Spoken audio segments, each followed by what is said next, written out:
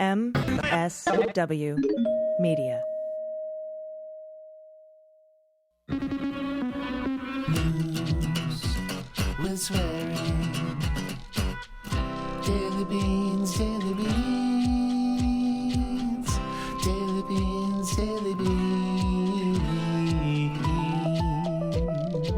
Hello and welcome to the Daily Beans for Thursday, November 9th, 2023. Today, incredible results for Democrats in elections across several states this week. The Biden campaign has penned a memo to the media asserting disparity in polling coverage. Hinds County, Mississippi precincts faced ballot shortages on Election Day. A suspect is in custody in connection with the murder of a synagogue president, Samantha Woll. A former CIA officer has pled guilty to sexual abuse charges. And Biden wins his 150th federal judge appointment in the Senate. I'm Allison Gill. And I'm Dana Goldberg. Hey, happy day after Election Day. Happy day after Election Day indeed, man. You all went out and voted and took a lot of people with you. You did. You voted blue over Q. You took everyone with you. And I thought we would do well, but we kicked ass. I mean, it was a big rebuke of MAGA, of all of people that are anti-choice. Like it was beautiful. It's a beautiful thing. I mean, when Republicans can only take, joy in the fact that they didn't get blown out in Mississippi, that's their bragging rights. Like, fuck off. We had a great night. Yeah, after 9 precincts and an 83%, black voter area ran out of ballots multiple times, and they had to get an emergency thing. And we'll talk about that in a minute. I just want to say real quick, later in the show, I'm going to actually talk with the former chairman of the Democratic Party in Ohio. His name is David Pepper. You don't want to miss that. And of course, tomorrow is Fugelsang Friday. We'll have John Fugelsang on. But man, let's go over some of these highlights. You want to do these like lightning round, like the back and forth? Let's do it. All right. I'm in. First up, Virginia Democrats held the Senate and flipped the state house in a huge rebuke of Glenn Youngkin. Oh, in Ohio. This made me so happy. Happy-o. Happy-o is a word now. Ohio voted yes on issue 1 and issue 2 because they know they're going to have to be really high on recreational marijuana to deal with J.D. Vance and Jim Jordan. And Andy Beshear crushed it in Kentucky in the governor's race, including flipping Letcher County, where Trump won by 60 points in 2020. And, the last time Beshear was elected, he won by 0.4%. This time it was 5%. He crushed it. Amazing. And there was a lot of good things that happened last night, but this is one of my favorites. Exonerated Central Park 5 member Yusuf Salam won his New York City Council seat. Go fuck yourself, Donald Trump. That is a big fuck you to Donald. Mary Trump was very happy to see that result. So was I. Now, over in Iowa, Moms for Liberty candidates lost 12 of their 13 school board elections. And that's probably been updated since then. I think the total was 49 last night across the country of Moms Demand Action beating Moms for Liberty in these school board and city council races. It's up to 59 today. Just a blowout. So good. And in Westmoreland County, PA, the Dems swept all 5 school board seats. That's a 75% Republican county, Allison. That's huge. Bonkers. Also in Pennsylvania, the number of Pennsylvania absentee ballot vote returns for voters aged 18 to 35 doubled over the 2021 turnout. And Allison Spillman, who is the parent of an amazing trans child, defeated Meg Bryce. Who's Meg Bryce? That is Justice Scalia's daughter for a school board seat in Virginia. Whoop, whoop. Dems also flipped a Trump plus 35 state house seat in New Jersey. Weren't expecting to do that, and they made gains in both legislative chambers there. I love it. Mayor of Indianapolis, Joe Hogsett, he won re-election by 20 points. 20 points. And in Forest Hills, Ohio, Democrats ousted the Moms for Liberty school board candidates there. Love it. Dems flipped tons of local races in Connecticut, including Danbury, Fairfield, Wethersfield, Newington, Old Lyme, Cromwell, Clinton, Brookfield, and Colchester County. Good stuff. And probably more. That's probably not all of them. They also had, Democrats had a huge school board win Multiple huge school board wins in Minnesota, so congrats there. And 49 moms demand action candidates. As we talked about, they won their city council and school board races across the United States. Yep, that's up to 59 as a recording of this show. And Bucks County, PA 01, Bucks County. Democrats swept the Pendridge School District, ousting all the Moms for Liberty candidates. So good. And Democrat Sarah Innamorato was the first to be elected in Allegheny County executive. First woman there. And Danica Rome, our friend, was Yes. elected Virginia's first openly trans state motherfucking senator. So this is this is a small handful of highlights of all the wins that happened last night, last night, but for you 2 nights ago. I can't believe it. It's amazing. Well done, everybody. Good job. I'm so fucking excited. Thank you so much. I mean, this is, a huge turnout on what they would call a non-election year, even though you know that it was an election year, because these were big. These are big. We kept abortion legal in the state of Ohio. enshrined it. in the Enshrined it. And Constitution. made sure in Virginia that Youngkin wasn't going to be able to sign shit because he wasn't going to go to his desk. It's an amazing thing. And he also just announced he's not running for president. Womp womp. Oh, really? I can't imagine why, because you got your ass handed to you. Yeah, that, and he's not going to get shit done in the next 2. Fuck that guy so hard. Oh, this is so great. And on top of all that, Biden has nominated and it has been confirmed his 150th lifetime federal judge to the bench. 100 of those 150 are women. So well done there.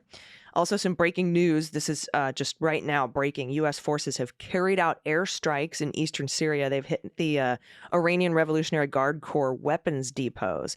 And we'll have more on that story as it develops. It's just coming out right now, so I want to tell you about it. And also, Ivanka testified today, and it was not a good day for the Trump organization. Pete and I are going to cover that on the next Cleanup on Aisle 45. And Jim Comer has subpoenaed Hunter and Jim Biden, and nobody cares. I hope they sue and appeal to block these subpoenas, and then we flip the House before it's resolved. That'd be fun. Also, there's a Republican debate tonight. Blah, blah, whatever. It's a clown show. Dun, dun, dun, dun, dun, dun, dun. I probably won't mention it tomorrow unless someone says something scarier or more hilarious than the same old shit. So, but yeah, there's a thing tonight. I'll probably watch to see what Maddo has to say about it. She's going to be on live after the debate. I want to see who did, what is the horrible DeSantis's makeup. That's who I want to see. So much makeup, so much heel lift, more than a drag queen. Yep, that's all gender affirming care.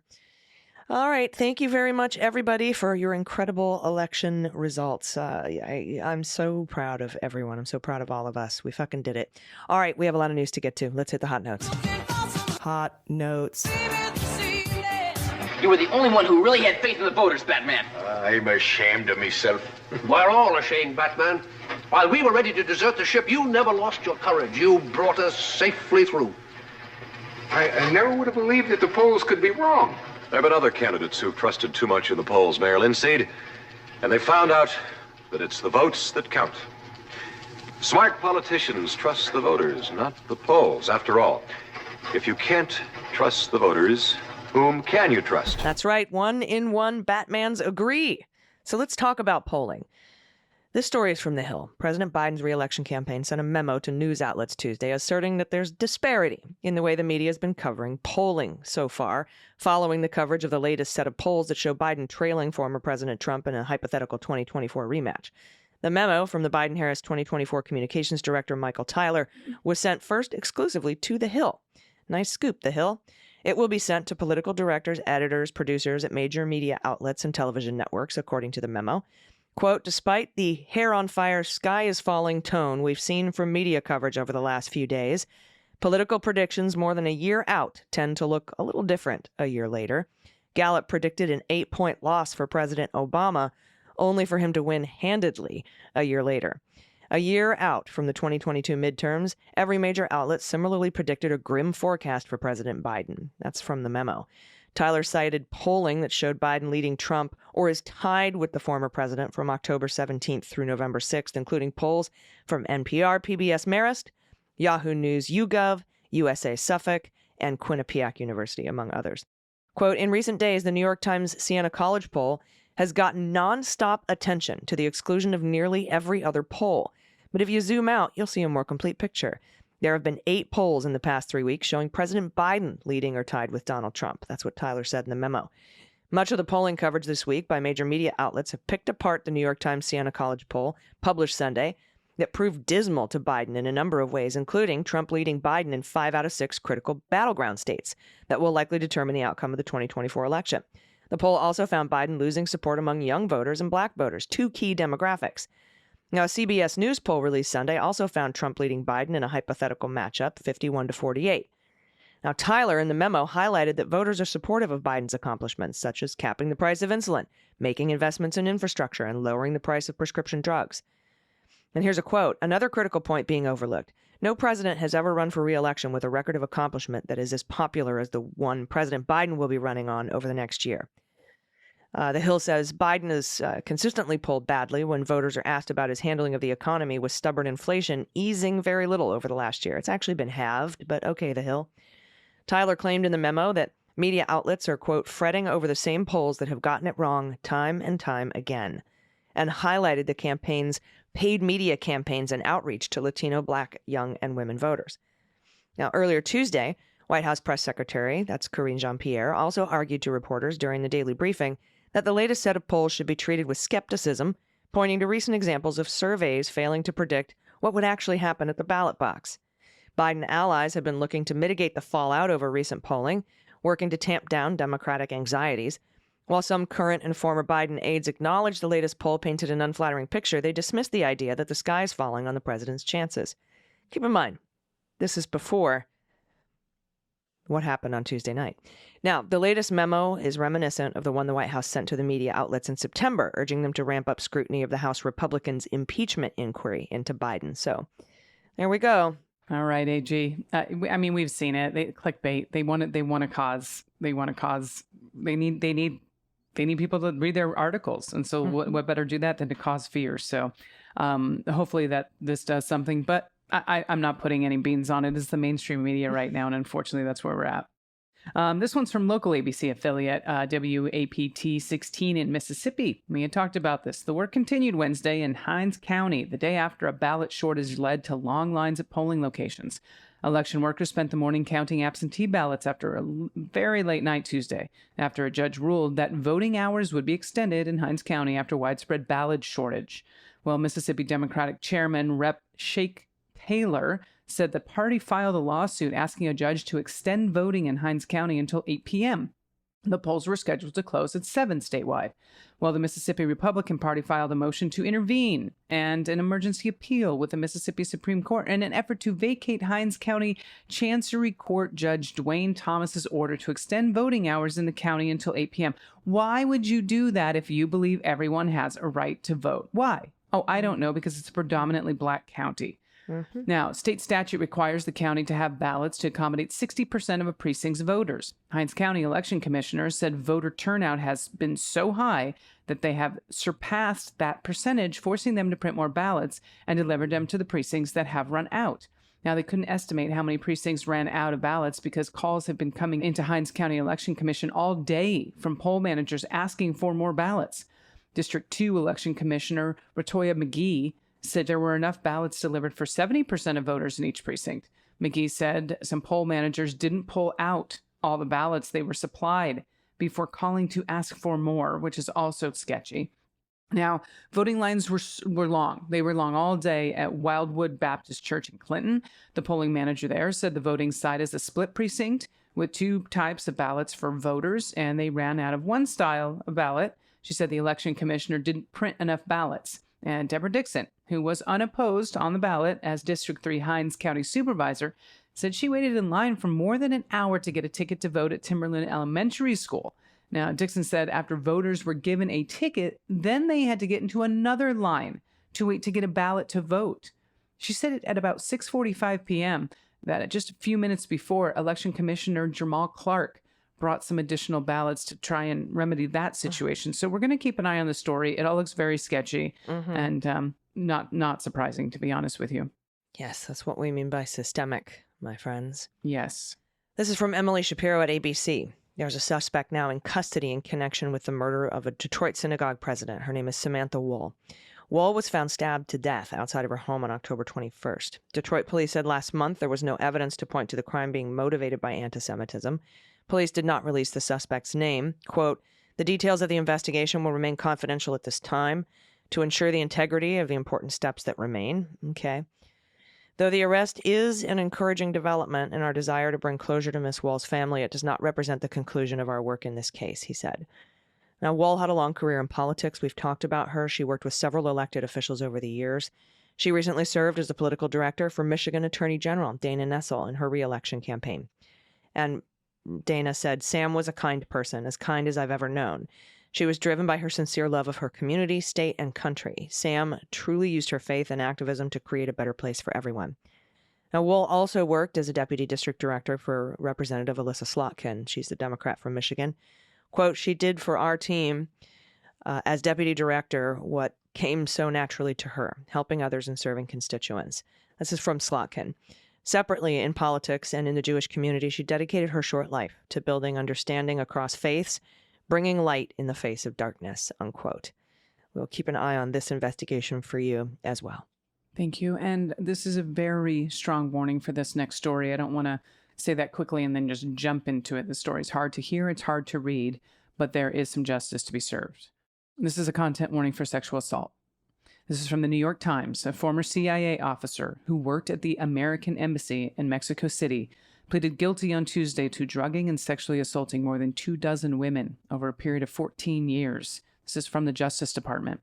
Under an arrangement with prosecutors, the former officer Brian Jeffrey Raymond of La Mesa, California, pleaded guilty in U.S. District Court in Washington to 4 of the 25 criminal charges that he had faced, 1 count each for sexual abuse, abusive sexual conduct, coercion and enticement, and transportation of obscene material. Now, in exchange for his plea, prosecutors agreed to drop the rest of the charges and recommend a sentence between 24 and 30 years with a lifetime supervised release. Sentencing is set for September 2024. Now, Mr. Raymond's crimes date far back as 2006 and as recently as 2020. It took place in multiple countries where he had been working for U.S. government. This is what the prosecutors told him. Mr. Raymond admitted to drugging and photographing or recording dozens of women while they were naked or partially naked at the government-provided housing in Mexico and at least 1 other country, which was unnamed in the court documents. Now, 3 of the criminal counts that he had faced were for crimes that had occurred in the Washington, D.C. area. That's according to the indictment. In total, Mr. Raymond abused 28 women over the 14-year period. This is a quote. Many of the recordings show Raymond touching and manipulating the victims' bodies while they were unconscious or incapable of consent. This is from the Justice Department. They said that in a news release on Tuesday and went on to say Raymond attempted to delete the explicit photographs and videos depicting the victims after learning about the criminal investigation. Mr. Raymond's lawyer, Howard Bernard Katzoff, could not immediately be reached for comment on Tuesday evening. In a statement on Tuesday, the CIA said, CIA condemns in the strongest terms the crimes committed by former agency officer Brian Jeffrey Raymond, who was arrested in 2020. As this case shows, we are committed to engaging with law enforcement to ensure that justice is served. The agency added that it had taken significant steps to combat sexual assault among its ranks, including the establishment of an office focused on sexual assault and prevention. Now, the U.S. Attorney's Office for the District of Columbia also declined to comment on the story. Mr. Raymond's most recent assaults, according to prosecutors, they happened in 2019 and 2020 in Mexico City, where he had been living while on assignment as an American embassy. He raped 6 different women while in Mexico, with each assault following the same pattern. That's according to the court documents. Mr. Raymond met the women through dating apps like Bumble or Tinder. He spoke to them in Spanish and presented himself as a high-level embassy employee in whom the government had reposed special trust. That's according to agreed-upon statement of facts filed in court on Tuesday. Now, he drugged the women's drinks, led them back to his embassy-leased apartment, where he would sexually assault and photograph them while they were unconscious, according to court records. And again, I'm sorry, I know this story is very hard to hear. Now, in some cases, the women regained consciousness as Mr. Raymond was assaulting them. The FBI said the State Department began investigating him in May of 2020 after the Mexican police responded to a call at Mr. Raymond's Mexico City apartment for a report of a naked, hysterical woman desperately screaming for help from the balcony. Thank God for people who actually pay attention to this shit. Now, the woman told the police that she had blacked out after drinking wine that Mr. Raymond had served her and did not remember having sex with him, though she had injuries indicating vaginal and anal penetration. This is from the prosecutors. Investigators said they discovered a trail of damning evidence on his electronic devices, including searches on his phones for passed out girl and multiple videos of passed out women in YouTube search history. On his laptop, investigators found searches for passed out, Ambien and alcohol on passed out, along with other similar queries. The authorities also recovered about 400 photos and videos of the victims on his iCloud drive, along with dozens of messages he had exchanged with the women. Now, the federal authorities arrested Raymond in San Diego in October 2020 and initially charged him with photographing a woman he met on Tinder in Virginia in 2017 while she was unconscious. That's what the original fucking charge was. Now, he was subsequently charged in connection with the additional victims in a superseding indictment in February of 2023. Thank God. Yeah, that's a hard one to hear. It just infuriates me. You know, they talk about the grooming of children and throwing innocent people, drag queens, transgender people under the bus, in the bathrooms, all of this stuff. It's these guys that are in high-ranking positions in government, that are in the churches, that are men of God. They're teachers. Another one in Florida, a teacher, elementary school. Yeah, I'm grateful there's people out there doing this work. And I'm sorry that the story, we chose the story for a reason. It's important that you all know that they're being held accountable. The crimes are horrifying, but the son of a bitch is going to be going to jail for a very long time, I hope. Yeah, thank you for taking that story. I couldn't read that one. Of course. But we are now in desperate need of good news. So if you have the good news, send it to us, dailybeanspod.com, and click on contact. But before that, I'm going to have a very uplifting conversation with the former head of the Democratic Party in Ohio, David Pepper. You may know him from his Substack, I think it's Pepperspectives. Yeah, Pepperspectives. And I hope you enjoy that conversation. Thank you so much. We'll be right back. After these messages, we'll be right back. Hey, everybody, welcome back. I couldn't think of anyone I wanted to talk to more today than author, former chair of the Ohio Democratic Party, David Pepper. Hi, David. How are you today? I'm having a great day after a great night last night. So good to be with you again. It's good to see you, my friend. Yeah, huge night for Democrats across the country. And I wanted to talk a little bit about my home state of Ohio and how incredible the wins were for Dems and for bodily autonomy and for school boards, everything. Tell me what the takeaways are today after what we saw last night in Ohio. You know, I think the takeaway is there's a level at which government can attack basic freedom and rights and democracy and manage to offend and fire up not just Democrats, but actually Republicans too, and independents. Ohio's enough of a mixed state that leans Republican in a lot of ways. Is that when you lose like they've lost in August and again last night, it's not because they only had Democrats against them.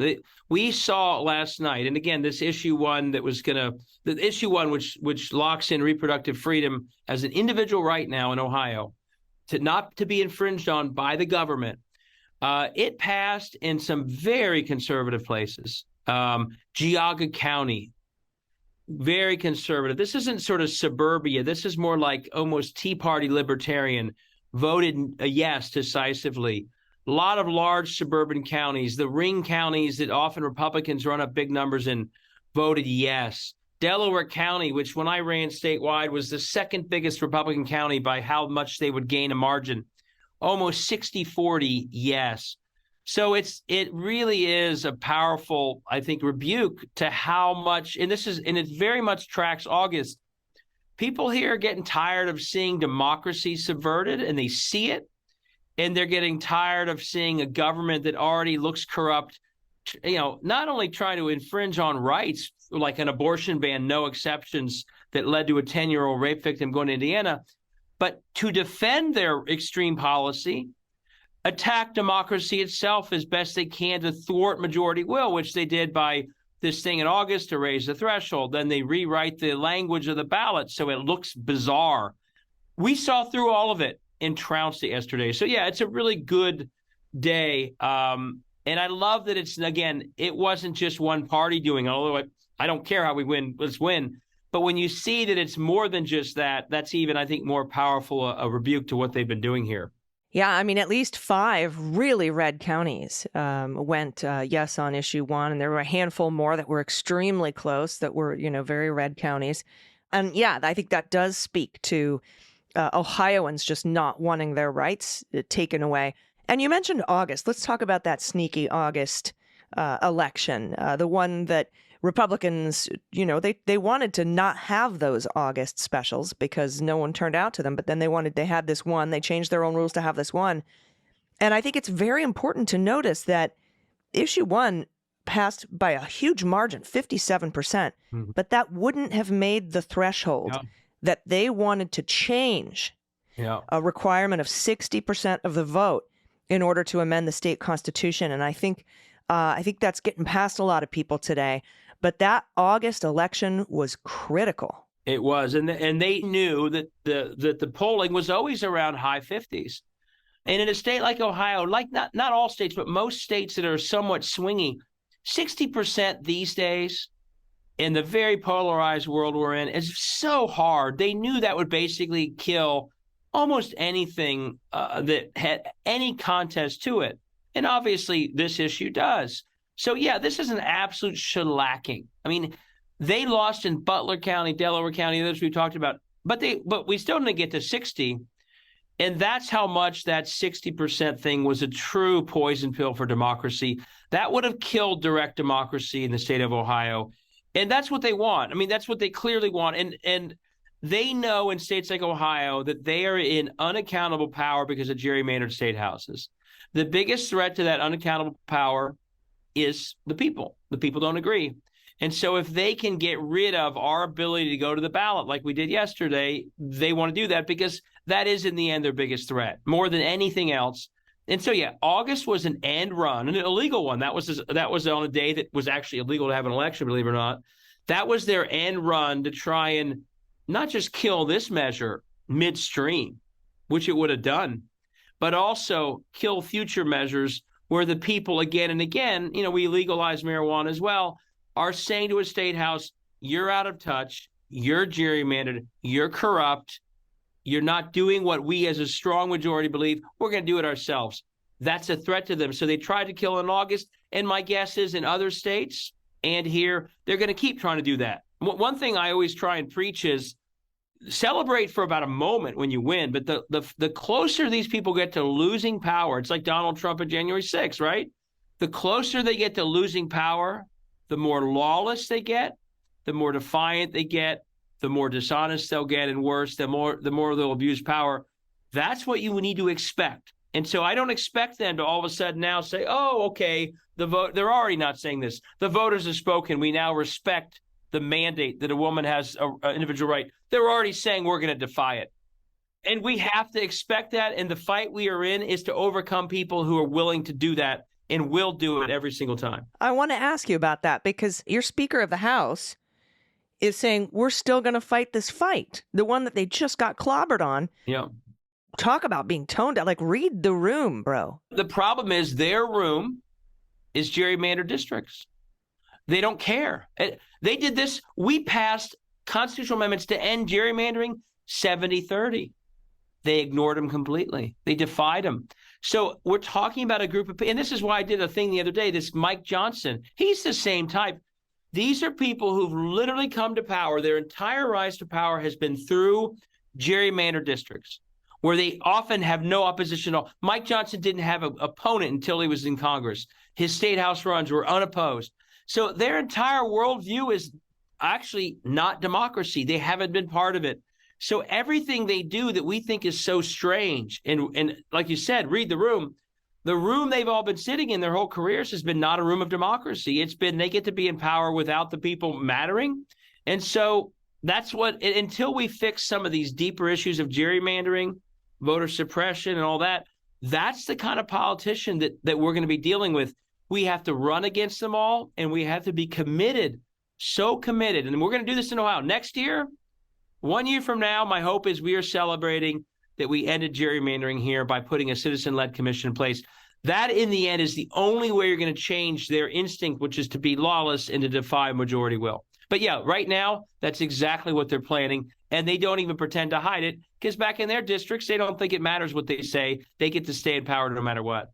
Yeah, I mean, we saw it worked in Michigan. We're seeing it now in Wisconsin. All these incredible, Mark Elias and his team getting these maps thrown out that were SCOTUS allowed to be used in 2022. It'll probably happen in New York, all kinds of places.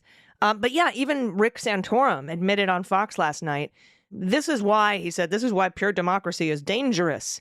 Because what? Because the ideas of the people win the day? Like your shitty candidates and your shitty ideas don't win when democracy happens? Is that your actual complaint, Mr. Santorum? I mean, he literally quiet part out loud. Well, the whole point of my books has been to say that that's what they're about. They literally, we on the left, and it's not just left, like mainstream America, we think it's about elections. You say what you're for, you're confident the majority will agree with you. You say what you're for, you go win, and then you get to do what you say.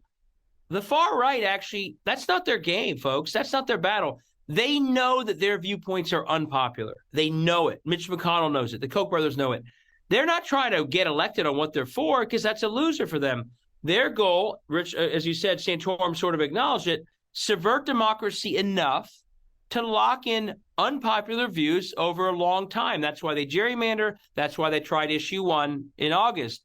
It's an admission. We can't win on our ideas. They're unpopular, so we have to subvert democracy enough so that we win even when we lose. That's literally what their goal is. And so, of course, direct democracy, fair districts, 50% plus 1 rules scare the hell out of them, because they know they're somewhere in the low 40s or lower on most issues that they advocate. Yeah, it's something else that was pretty incredible, not just in Ohio, but across the country in these elections. The school boards, the rebuke of the Christo-fascist and Christian nationalist school board takeover.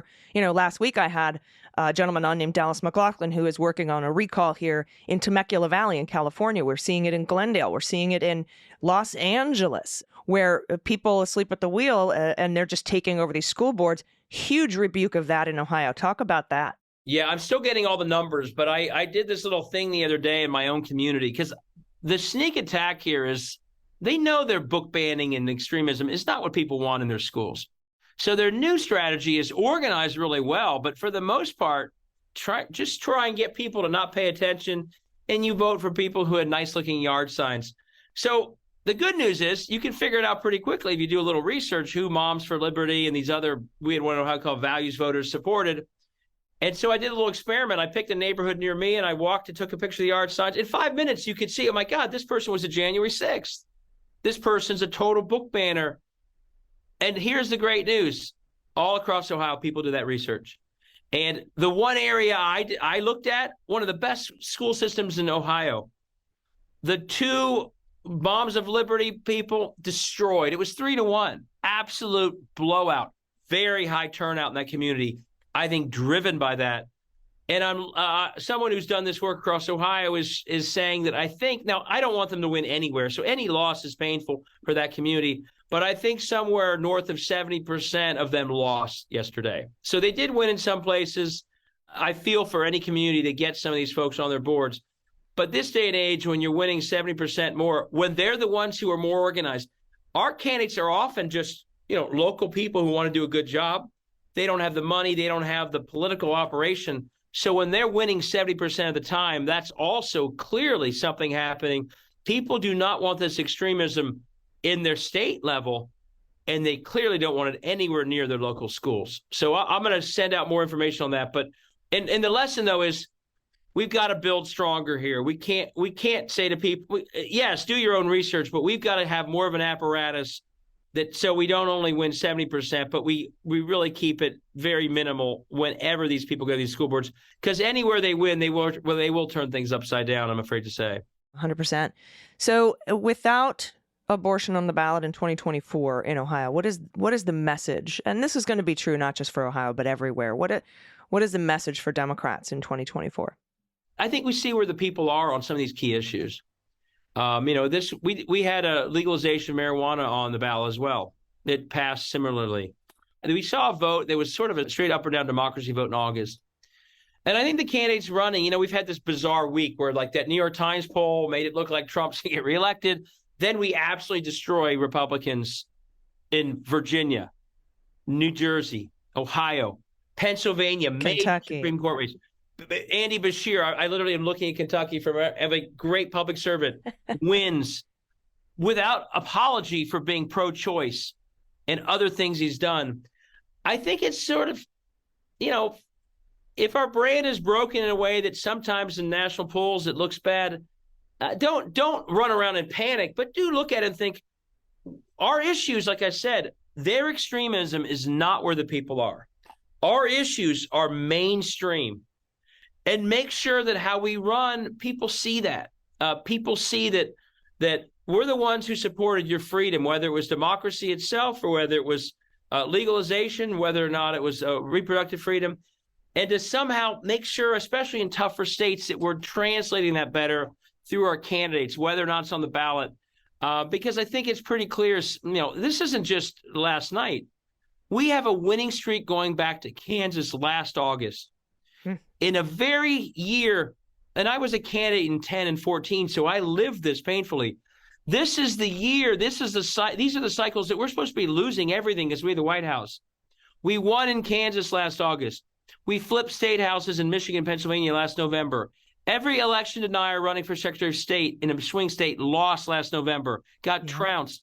We win Wisconsin in April. We now saw last night. We got a winning streak going. And so my main advice is don't let the federal election distract us from the state level advocacy that's the ground floor of building to these wins. So go into next year, make sure the people see where we are on issues they value, and don't lose sight of the fact that most of these wins in states that we're talking about were bottom-up led. State house races, grassroots people getting signatures, school board races. That bottom up makes us much stronger than if all we do is focus at the highest level on down, and then we end up not running in half these places. So there's a lot of lessons to learn about messaging and a lot of lessons to learn about organizing.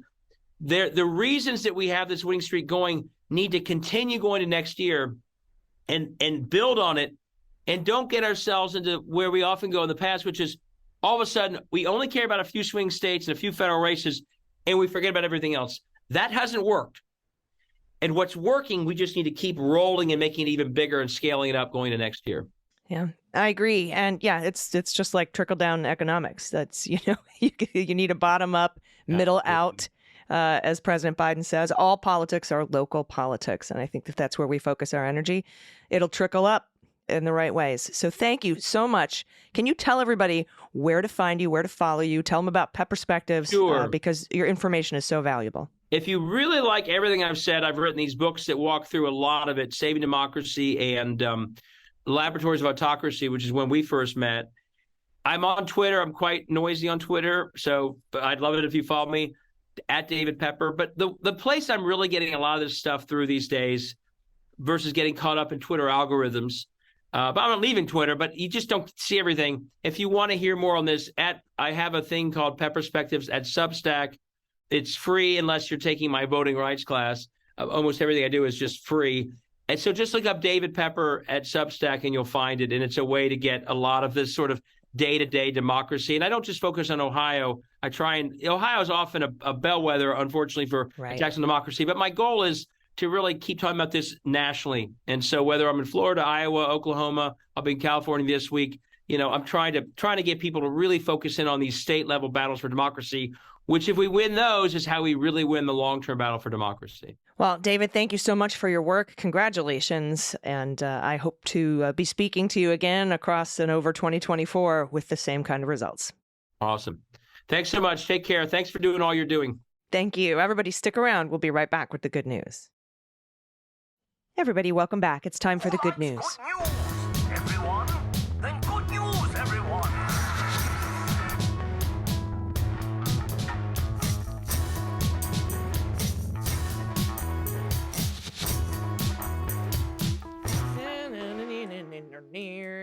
Good news, good news. And boy, do we need it today. If you have any good news, confessions, corrections, you want to play you want to tell me whatever animal you have, I'll just guess what kind of animal it is. And That seems like a much easier game, Dana. I think so too. What if we got something wrong? But I can imagine. Now people are going to try to stump us with like capybaras and axolotls and shit. Yeah, for sure. If you want to tell us a story about the elections where you are, what happened on Tuesday where you live, those good news stories, we want to hear those. Whoopee stories, shout outs to local businesses, shout outs to people you love, family, friends, your small business, whatever you're doing, anything at all you want to send to us, please do so at dailybeanspod.com and click on contact. First up from Kirsten in PA1, pronouns she and her. Is it PA01, PA01, PA1? How do you guys say it? I'm interested. Hey, Leguminati, Kirsten says, I had to send over an update from the swingiest county in the country, Bucks County, Pennsylvania. We brought you up at the beginning of the show, Kirsten. After an incredibly hard-fought election season, the results are in. Dems won the county commissioner's majority, which is key, as that determines who controls the Board of Election Management. Since Trump filed several lawsuits in our county after the 2020 election, we could not afford to have MAGA folks in charge for 2024. So we're excited to have turned back that threat. Also, Dems sweep the Central Bucks School Board. Woohoo! This was one of the areas that had been taken over by Moms for Liberty in 2021 and had done stuff like ban pride flags and ban books and make life miserable for LGBTQ plus kids. They got handed their hats. Also, Dems swept the Penridge School Board seats. That's what I was talking about earlier. That's where Hillsdale College-affiliated company Vermilion Education was contracted to whitewash the curriculum at the behest of M4L, Moms for Liberty board members. Pretty sure that Vermilion, whose owner told Moms for Liberty he was the fox in the henhouse, is going to get the heave-ho in December. We also ensured that Moms for Liberty candidates did not take the majority in several other school boards, and the county row offices were swept by Dems. It's a good day here. And massive thanks are due to the thousands of folks who turned out to help sanity regain control here in our community. Thanks for all you do, AG and DG. Look at this picture. That's fantastic. Joy and happiness right there. That's democracy working. Hell yes. Congratulations, Bucks County. Congratulations everywhere are in order. Got it. All right. It's from Nancy, pronouns she and her. Hello, Leguminati. Love listening to the pod. Gives me hope. I'm from Virginia and was at the polls on Tuesday handing out sample ballots for the winning message. Just wanted to say that Henrico County is pronounced Henrico, which we learned yesterday as well. Attaches a picture of my neighbor's adorable English Bulldogs. Boomer is the larger one, and Wheezy. I love them. Great names. I'm giving the butt massage. Oh my God, this is so cute. Boomer. Bulldogs are also the cutest freaking puppies on the planet. Oh, please. They're so adorable. But Boomer and Wheezy are fantastic names. Look at Wheezy. She's so beautiful. What a beautiful little face they both have. Thank you for that. Next up from Anonymous, pronouns she and her. Hi, ladies.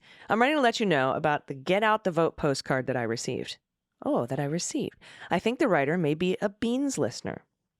I live in the Deep Creek section of Chesapeake, Virginia. The card was written with many different pens of different colors and looked amazing. The writer signed off by saying, "Bring 5 people with you." I voted a straight blue ticket today at the Chesapeake Central Library. I'm a goober who didn't snap a picture of the postcard to show it to you, so instead, here's Clancy the cat and Rocky the dog. That's me under the dog. I'm sure you'll have no trouble seeing that he is a Cavalier King Charles Spaniel. By the way, I'm pretty sure that's the kind of dog that Pete Struck has, my anonymous friend. Love to all. Look at the sweetness. I just want to appreciate the faith you have in us. I'm sure you'll have no problem saying that this is the Cavalier King Charles Spaniel. You are correct. That would have been my first guess. Only because I see Pete's every other week. I've had probably maybe like a 60% chance of getting it right. I love that. You're like, I see one every day, and I'm still at 60%. Okay. Sherry, this is from Sherry, pronouns she and her. Hi, Beans Queens. Here's my cat me if you can. I sent a good news a while ago, so I've added a picture of my tripod Bucky to remind you. Here's my captain. He's the dictionary under Frady cat, but it's also a super cat protecting us when random cats come to the back door. He's not so good at hiding. Oh, my God. Look at his face. My cats hide like that too. They're like, you can't see me, and the whole ass is hanging out of this whatever it is. How adorable. Beautiful babies. Thank you. You want to take this next one too? It's pretty short. I mean, sure, but you're going to have to guess. This is from Kevin. This is from Kevin, pronouns he and they. What the hell is in that shell? A few clues to help you ID my girl, Mallory. She's 18 years old, will never grow bigger than your palm. Her native habitat includes Ontario, Quebec, and eastern United States. When threatened, she can release a nasty smell that her species is famous for. The stinky ones are the musk turtles. I know this, right? Oh. I think so. Totally. Stinky turtles. Let's see. Common musk turtle. Boop, boop. Look at Eastern you. musk turtle. I am 2 for 2 in what the hell is in that shell. Atta girl. Stinkpot turtle or Sternothrus odoratus, if you fancy. Kevin, Kevin. Thank you. Stinky turtle. All right, next up from Eva, pronouns she and her, or Ava. I'm sorry if I'm pronouncing that incorrectly. Hi, AG and Dana. A few weeks ago, you had someone on from Blue Wave Postcards. I've been writing letters and sending postcards with other organizations for years, so I thought I would try Blue Wave. I ordered 100 postcards. I didn't realize this, but the postcards are pre-printed with the message they want to communicate. Plus, they provide pre-printed address labels. Holy smokes. This is a game changer for me. All I had to do was affix the address labels and stamps, which I bought myself, write a couple of encouraging words to vote, and sign my first name. I completed 100 postcards in just under an hour. I will be writing with them again and again. Everybody, that's Blue Wave Postcards. My question. A while ago, you had someone on your show who works to register folks to vote who have difficulty registering due to issues with identification, etc. I don't remember enough to say more, but I do remember she wrote a little pink book. Yes. This is the voter ID. The voter ID book. Lady. Cat Calvin. That's it. Look Cat at you. Well Calvin. done. I was just waiting patiently. The little pink book. Cat Calvin. American Identity Crisis, I think, is the name of the book. No pod pet tax today. We have 3 cats, but it's impossible to get them all in the same photo. I know your pain. I could comb through the hundreds and hundreds of photos I have of each of them, but instead I've attached a photo of Lake Tahoe and Sand Harbor from the Nevada side. Lake Tahoe is my soul place, and a couple of very amateur shots of the eclipse taken in, Winnemucca, Nevada, which we traveled to from Santa Cruz because it was the closest place for us for full annularity. Thanks for all you do, both of you. Oh, very cool pictures. Oh, Lake Tahoe is beautiful, isn't it? It really is. Oh, It's there. Eclipse. The answer. Cat Calvin. Oh. American Nice job, Identity AG. in Crisis. Notes from an accidental activist. Yeah. Yeah, she's truly amazing. So check out her book, little pink book. It's called American Identity in Crisis. Notes from an accidental activist. Okay. Thank you all so much for sending in your good news. I really needed that today. I know Dana did too. But we did get such incredible good news from these elections. I'm going to be riding this high for a while. So I appreciate all of you and all of the work that I know you all put in to make this happen. We fucking did this, y'all. We did this. So congratulations. And we're going to do it again next November. Oh, we're going to do it again every time we have an election is what we're going to do. But yeah, this is a lot of momentum for us over the last year. So congrats. Do you have any final thoughts before we get out of here today, my friend? Honestly, I don't. I'm still, if you get the vaccines and you get them together, just be prepared. I cannot lift my left arm. Like it's been a comedy of errors today, but also it just sort of wiped me out. But I'm grateful I did it. I'm grateful for science, and I know I'm going to be more protected going into the winter months. So those are my final thoughts. Just take care of yourself. Get vaccinated. It's worth it. Yep. And all your upcoming HRC galas and campaigns to raise a bunch of money for really incredible causes, because you are a beautiful person, my friend. I love you. Thank you. I love you too. Everybody, I love you also. We'll be back in your ears tomorrow. Until then, please take care of yourselves, take care of each other, take care of the planet, take care of your mental health, take care of your family. You voted blue over Q. And you took everyone with you. Thank you. I've been AG. And I've been DG. And them's the beans. The Daily Beans is written and executive produced by Allison Gill, with additional research and reporting by Dana Goldberg. Sound design and editing is by Desiree McFarlane, with art and web design by Joelle Reeder with Moxie Design Studios. Music for The Daily Beans is written and performed by They Might Be Giants, and the show is a proud member of the MSW Media Network, a collection of creator-owned podcasts dedicated to news, politics, and justice. For more information, please visit mswmedia.com. MSW Media.